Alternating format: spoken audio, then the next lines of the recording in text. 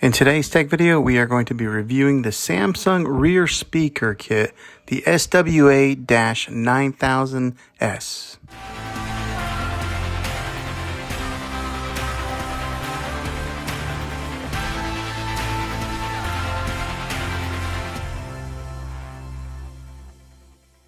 Hey guys, Juan here. Thanks for stopping by my channel and checking out this video. So today we're going to give you my thoughts on what it's been like owning the wireless rear speaker kit made by Samsung. I got this ugly label, it's still on the box here, but this is what they look like. Well, this is what the box looks like anyways. But yeah, so I have this Q60 Samsung Harman Kardon soundbar that I really like. It's really enhanced our movie watching experience, and I wanted to get a Samsung rear speaker kit to kind of give that full room surround sound whenever I am watching TV or a movie or anything like that. And so I bought this Samsung rear speaker kit to complement this soundbar. Alright, so after owning these rear speakers for a little bit of time now, I have seen how they have enhanced and give the overall surround sound feel whenever I'm watching anything, like when it comes to movies. You know, if you're watching an action film or something that has a lot of booms and crashes and pops and, you know, like gunfire or anything like that. It does enhance that movie watching experience, but if you're watching like the news, for example, or something that's maybe low key on TV, they're not so much for that. I mean, I wouldn't say that I would recommend it if that's the type of movie experience that you usually take in. So if you're watching like the news, you know, anything like that, movies that have lots of talking, documentaries possibly, I don't know that I would recommend the Samsung rear speaker kit for that. But if you're looking at watching lots of movies and stuff, then possibly. Now I have this here. This is the Q60 Samsung soundbar, which has been a great purchase for me. I think it has done really well in performing versus just having a sound from a TV. So this I would definitely recommend getting. Now, do you need the rear speakers to enhance your soundbar? I don't say that you need that so much. I guess it all depends on how much or what your viewing habits are like. Do you watch a lot of movies? Do you watch a lot of TV? Do you watch a lot of documentaries and the news? If so, then this speaker kit may not be what you need, because this soundbar does just fine on its own.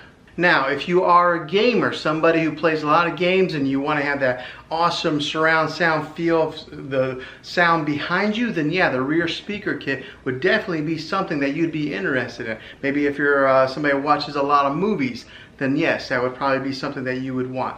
Myself, I am not one that actually watches a ton of TV. I'm more of a YouTuber watcher myself. I watch a lot of YouTube videos, but I do like to sit down in the evenings and watch a good movie.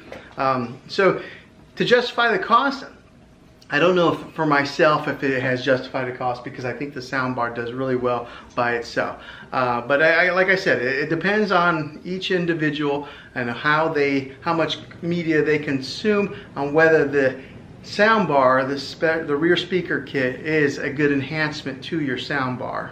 Now, if you are interested in this, I'm going to go ahead and put in the footage of where I have unboxed this and got this thing set up, because it was super simple to get set up. Now, let me preface to say this. Now, the great thing about this rear speaker kit is less clutter. That's one thing I really did like about it, because back in the day you had to have a receiver, you had to run wires and run through the walls, or you had to try to hide the wires somehow.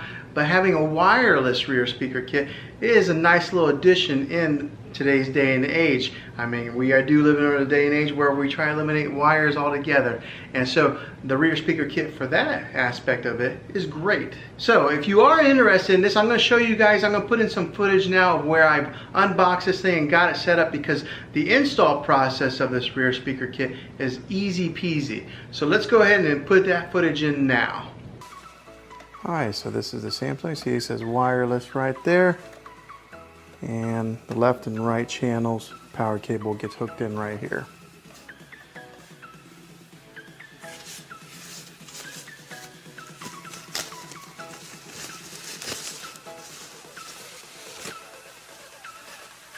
Okay, so let's get a good look at these speakers here. It looks like there's a hole here, probably the treble. This is the main speaker portion. It is metal all the way around. It's got the Samsung branding on the top here. What I like about it is it doesn't, like whenever you touch it, it doesn't leave fingerprints. So that's nice. On the bottom here, there are 4 little nubby feet in case you do put it on something flat like this if you wanted to. Looks like it does slide though. It's not, they're not like rubber feet. Or you can use that screw hole right there and try to mount it onto your wall. Okay, so now that we have the speakers outside of the box, we're gonna hook up this speaker wire here, and it's pretty self-explanatory. There's a black tab, red tab. Just hook them right into where they match in color. Just kind of push it in there until it stops. Right here and here. All right, and now they're hooked up in the back. It says surround sound left or surround left right there.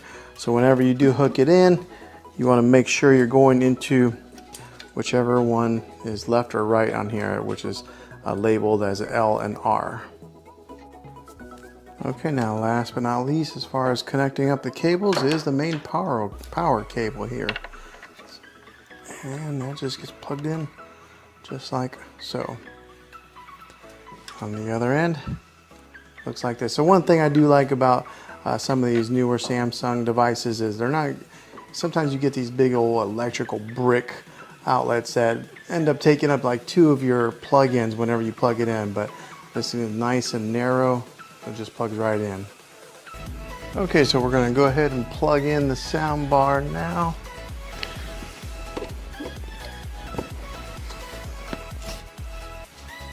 Alright, and now the light is blinking blue. You want to go grab your remote to your sound bar and press on that volume button. You want to press down on it, hold it for 5 seconds.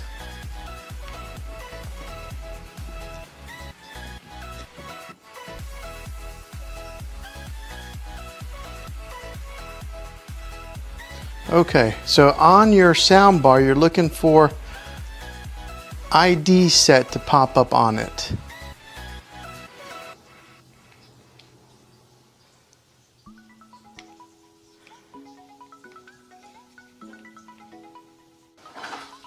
Okay, so after you hit the ID set button, this light here will stay solid blue, which means that it is now connected.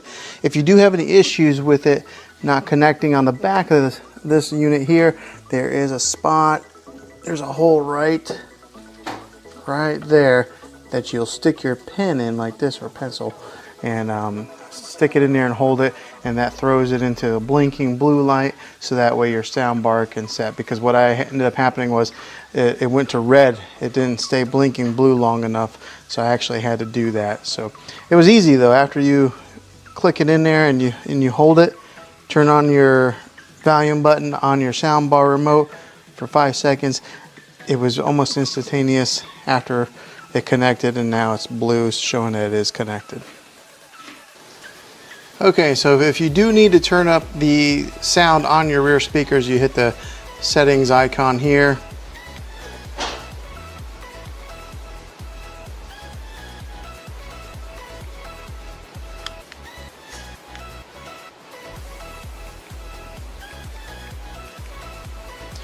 Alright, so you'll hit the settings icon here and you'll select it until it says rear, R-E-A, like that, and then you'll just turn it up based on that. Okay, so that is how you set up this Samsung rear speaker kit. Hopefully this will help you out, but I do want to give you guys a bit of note of caution of which models are compatible with this, and I'll go ahead and tell you those right now, just to kind of save you the research of looking it up.